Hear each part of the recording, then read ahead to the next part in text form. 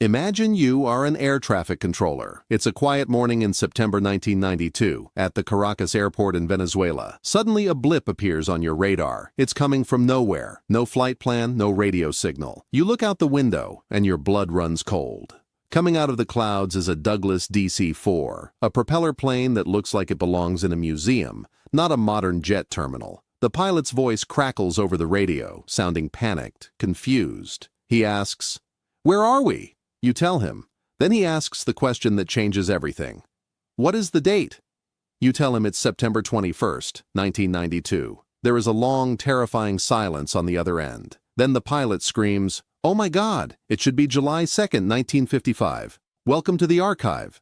Today, we open the file on Flight Pan Am 914, the flight that traveled through time, or perhaps through something much darker.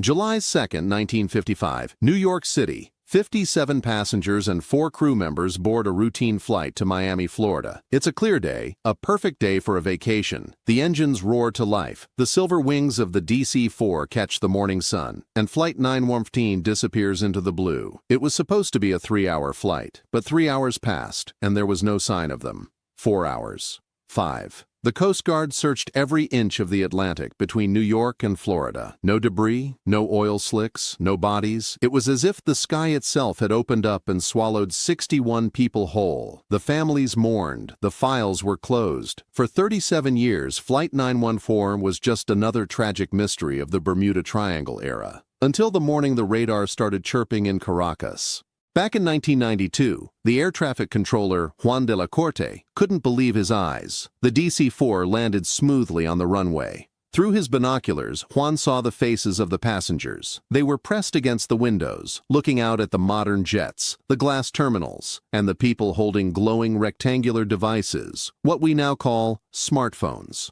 The passengers looked terrified. But there was something even more disturbing. The pilot, a man named Captain Delacorte recognized from old records, looked exactly as he did in his 1955 photo. He hadn't aged a single day. Juan tried to calm the pilot over the radio. "We are sending a ground crew to assist you," he said. But as the ground workers approached the plane, the captain's eyes went wide. He started waving them back with a frantic gesture. He shouted into the radio, "No, stay away, we are leaving now." The captain didn't wait for clearance. He taxied the ancient plane back to the runway, the propellers screaming as they fought for lift. But as he turned the aircraft, something fell out of the cockpit window. A small, pocket-sized object that hit the asphalt and stayed there as the plane roared back into the clouds and vanished once again from the radar.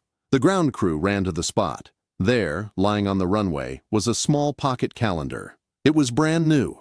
No dust, no yellowed edges.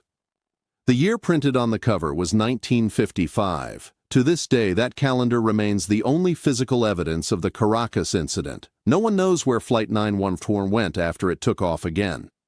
Some say it returned to 1955.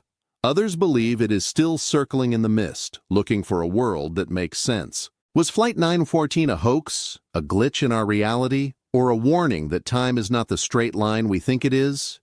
The official records say the flight never existed, but the families of the passengers from 1955 tell a different story. They tell of mysterious phone calls and people who looked like their lost loved ones appearing in the background of old photographs. The archive holds many secrets, but few are as haunting as the thought of 61 people trapped in a moment of time that never ends. If you were on that plane and you looked down at a world 37 years in the future, would you want to land?